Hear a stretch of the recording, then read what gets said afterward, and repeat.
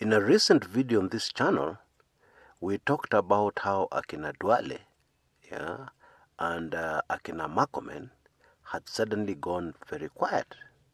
Indeed, we even started seeing some new kids on the block, little known legislators, coming out to push DP William Ruto's agenda by giving a press conference to say that the KPLC purge, or the KPLC prosecutions, were merely political. To repeat what Duale and Makomen have been saying for a very long time about everything else about the fight against corruption, that it is political.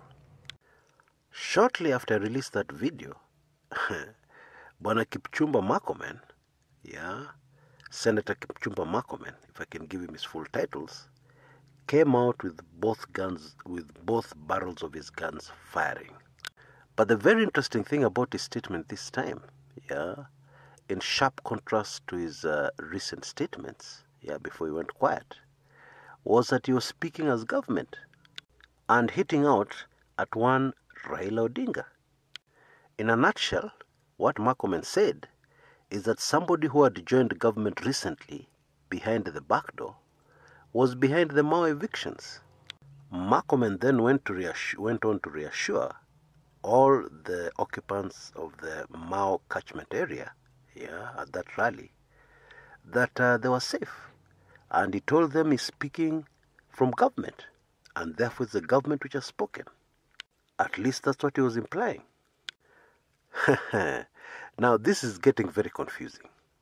We know for a fact that it is government policy, to reclaim the Mao catchment area, which is very vital for the environment, very vital for the water supply of very large areas of Kenya. Fact number 2, we know that it is government and not the opposition and not Raila Odinga who have been evicting people from the Mao forest in line with this government policy. We know that the highest authority in the land, the president himself, has been at the forefront of this campaign, indeed at the forefront of a campaign to plant trees in the Mao escarpment area, the president himself. So evictions from Mao forest are a government policy. But Makomen, speaking from within government and emphasizing that he was speaking for government, told the Mao people, relax, you're not going to be evicted. We're going to thwart all these efforts of one Raila Odinga.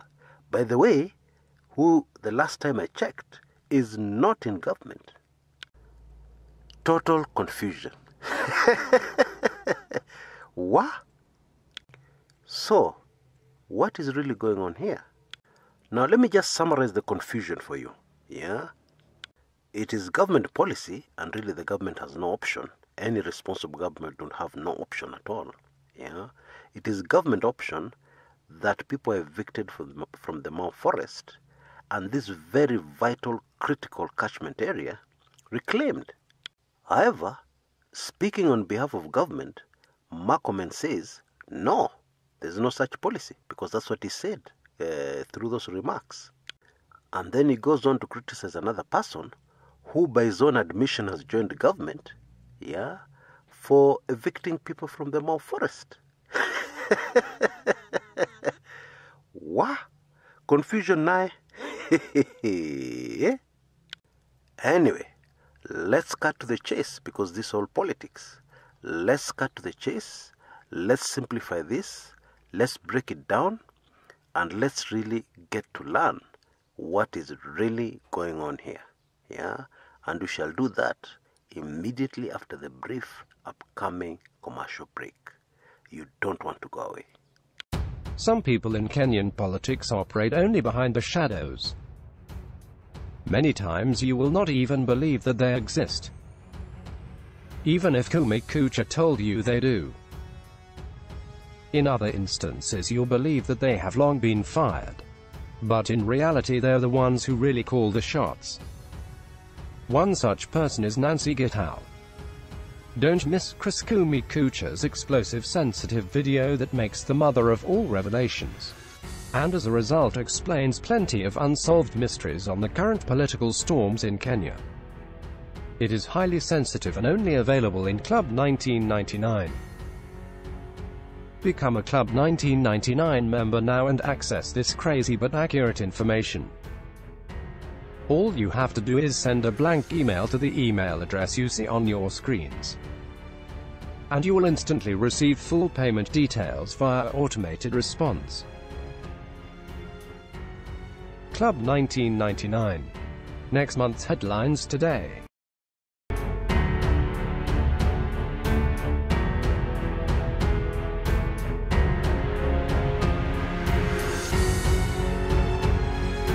Welcome back. Now, if you have been reading media reports about the Mao controversy, you'll have been aware of a phrase that is always repeated in almost every article. Yeah, they say the Mao issue is a political hot potato. For us to understand what is really going down here, we must grasp and understand what is meant when people say that this is a political hot potato. A quick background is in order. Okay? Now, the Mao escarpment area, or the Mao catchment area, is a very large area that is vital, critical, yeah, for the country called Kenya, as far as the supply of water is concerned. Now, this is a very large area, apart from the forest, that stretches as far as Kericho, yeah, towards the north, and as far down as Narok towards the south. Now, if you know any geography of Kenya, or if you can quickly look at a map, that is a very large area. At the heart of this area is a Mao forest, and from this forest, very many rivers, yeah, in different directions, yeah, from the place, are fed. And indeed, this is one area in Kenya that receives the largest, highest amount of rainfall every year. Now, originally, this land was occupied by a very little known small population tribe known as the Ongiek. Now, this tribe has never been involved in farming. Yeah, they are hunters and gatherers, which is perfect because for this tribe to survive, the environment needs to remain the same, untouched. Because hunting and gathering cannot be possible when trees have been cut down, when the environment has been interfered with, when people have cultivated and planted maize. This kind of development leaves zero environment for hunting and gathering. Now, as is the norm with prime land anywhere in Kenya, somebody started salivating over this piece of property. And in 1973, yes, as far back as that, in 1973, under the administration of Jomo Kenyatta, illegal allocations started in this area. Under the Moi administration, things just went overboard. Yeah, the allocations just escalated tremendously. The result is that today, the forest cover, which is vital for the sustenance of this catchment area, has vanished, literally vanished, causing very serious problems to a very large part of the country. Now, it is a hot political potato, yeah, let's start at the beginning, because of the kind of names, yeah, of people who own land, yeah, in this particular controversial area. Retired President Moi owns a tea factory, yeah, right in this area. Now, a tea factory would be situated right next to a farm where tea is grown. The list is very long. Now, to make things even more complex politically, most of this catchment area is in the Rift Valley. Rift Valley voters. During the heated 2017 general elections, DP William Ruto promised, yeah, everybody in this area that they would not be evicted. The long and short of what he said was, elect me, elect the Jubilee government, and you will not be evicted. Elect the opposition, elect NASA, elect Raila Odinga, and you will definitely be evicted. Now, obviously, that made things very crystal clear to the voters. Now, to understand recent unfolding events like the Murkomen statement, it is important to realize that in recent times, Mao escarpment occupants have been murmuring against DP William Ruto. And with good reason. Yeah, they're probably saying something like, we elected you, you promised, now why are we suffering? Why are we being threatened? Why are we being evicted? And we elected you, we elected Jubilee. Now, the reality of what has unfolded, to be fair to the DP, is the fact that he does not have as much clout as he had when he was making these promises. Indeed, it is very clear that DP William Ruto has got very strong opposition within Jubilee. That is not news. That is not a secret. So as a politician, what do? You look for scapegoat. And Raila Odinga is the perfect scapegoat. Why?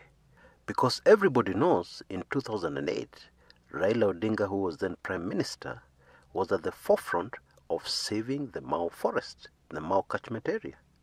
And it was not even his idea. Yeah, it was a cabinet decision, and he was the one who was appointed to implement it. Now, the very hilarious thing here is that DP William Ruto was in that same cabinet which passed that resolution. But when it came to Parliament, DP William Ruto henchmen and foot soldiers were breathing fire in Parliament, vehemently against it. Yeah, against this move to reclaim the Mau catchment area. Now, 2008 is a long time ago. Yeah, about a decade ago, 10 years. So most Kenyans may have forgotten this particular incident. However, you do not expect anybody within the Mau area to have forgotten. So Raila Odinga becomes the perfect scapegoat. So what Murkomen and company are telling the people, yeah, the occupants of this area, is that we were going to stick to our promise. Yeah, there was going to be no evictions. But Raila Odinga has come into government and is influencing government to evict you people. Therefore, the problem is Raila Odinga. That is really what it is. And indeed, if you've understood all that I've said, all that I've just said, DP William Ruto had really no option, because this Mau issue could finish DP Ruto politically, completely in the Rift Valley.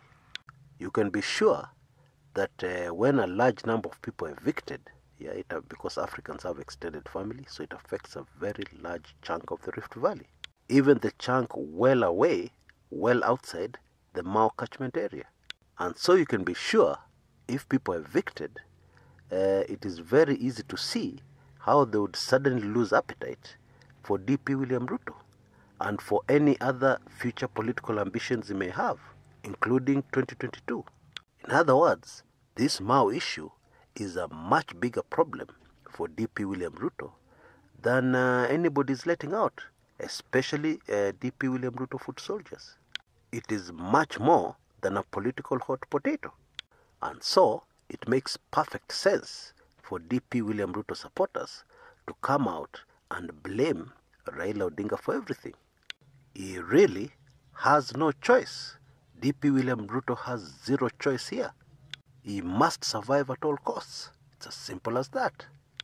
Until next time, this is Kshs, Kumekucha.